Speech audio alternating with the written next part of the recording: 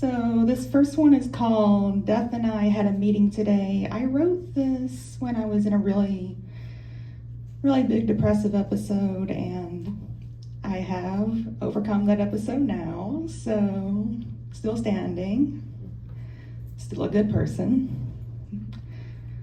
But yeah, this is called Death and I Had a Meeting Today. Death and I had a meeting today.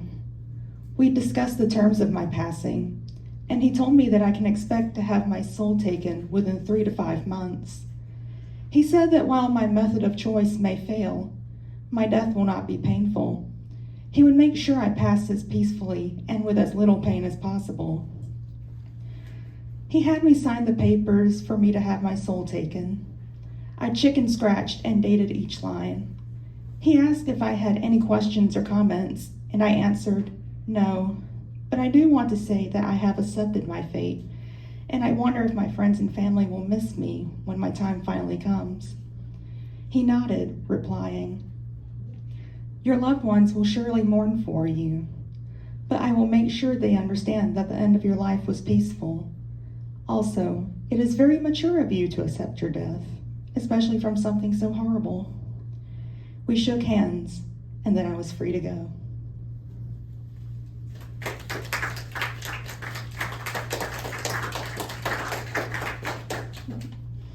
Thanks. This next one is titled Tips for the Modern Empath. I've been a really sensitive person my entire life, had my heart broken plenty of times, and I wrote this to kind of reflect all of that. What? One little suggestion. Can you back off the mic just a touch? Yeah. This good? Yeah, because it was just a little distorted, but yeah. Okay. How's this? Okay. Yay. But yeah, what was I saying? Oh my gosh. Really sensitive person my entire life. Let's see. Yeah, I wrote this to reflect that sensitivity and heartbreak that I've gone through. So this is titled Tips for the Modern Empath. In every body of water, be careful not to see your reflection, for it may draw you in too deep. You'll drown if you join the waves, so step away from the water's edge. Be careful of the secrets hiding in dark spaces. You never know when their rabid teeth will sink into you.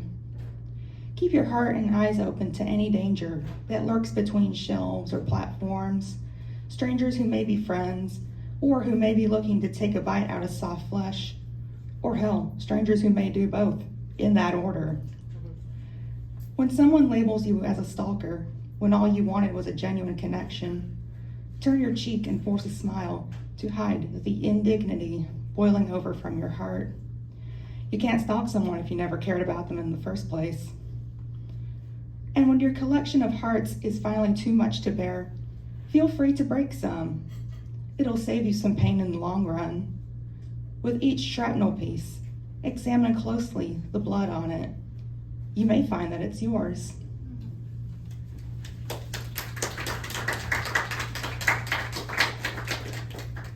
Thank you. All right, this next one is called My Father, and it is about, take a wild guess, come on. Yeah, it's about my father who was not in my life for most of my entire life.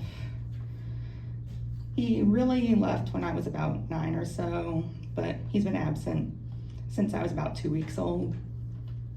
So I kind of wrote this as sort of a, God, how do I say this? A screw you to him. But yeah, this is called My Father. You blessed me with a name and a remark about my red hair, and then you became nothing more than a specter, while my mother worked for us to be a family.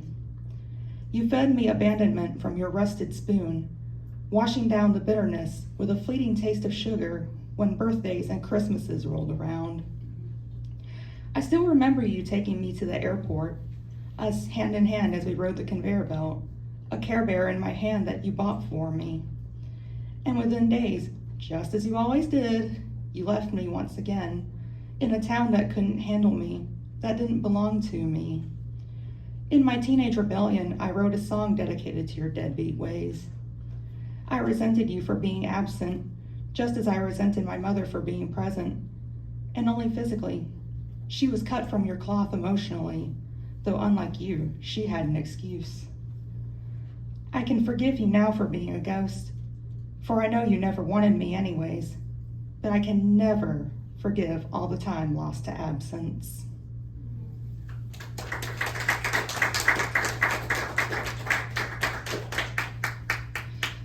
Now let's see what we got here. You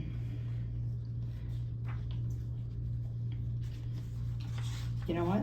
Let's do this one, the gray areas. So it's about, the gray areas is about, I can't describe it, I'll just have to read it for you. It's divided into 3 parts, by the way. So this is the first part. Number 1, attention passengers, this is the last train to Mars. Please be ready to disembark and be sure to take your belongings with you. One last time, look over the language book. Why does it still not make sense to me? Not that the language I was taught my whole life made any semblance of sense either. But why is this different? And why does it unsettle me so? I step off at this town, take a quick glance to orient myself, but the words are all in a language I barely understand. One that I try to speak, but I keep mispronouncing all the words. I stuff my language book back into my bag in frustration and look for the nearest way out. Number 2, how would you describe yourself? Twilight, gray, hypnagogia, liminality, a living, breathing contronym, medium, limbo, androgyny. Number 3, I'm back in my old home again. I try to remember the language, the one everyone else of my kind speaks, but no one understands what I say, nor can I understand them. Scorned by my own misconstructions, I remain silent to those like and unlike myself. I watch, listen, study those who socialize with each other, and I feel a pang of envy. Why do they instinctively know the language, the subtleties of communication, while I'm left behind to flounder and suffocate in the near empty pool of otherness? I try my damnedest to be like the others, but it all just feels like a play that I've long misremembered the lines to. Like the times as a child where I doused my face in lipstick, stamped around the house in my mother's high heels, played along when she talked about men, pretending to fall in love with a man, but never understanding what it all meant, just a precocious role play of womanhood.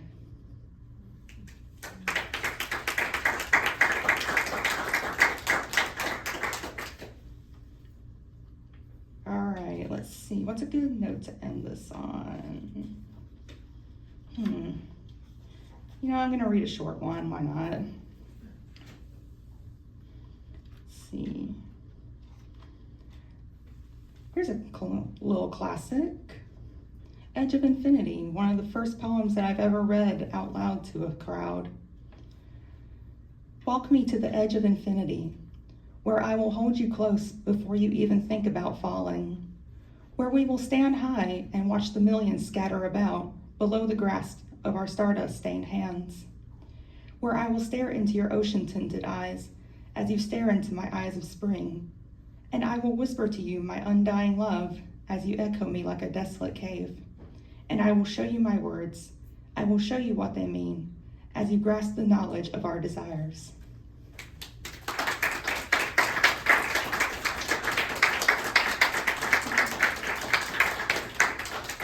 Julian True Love, everyone. Have a book, please. Thanks.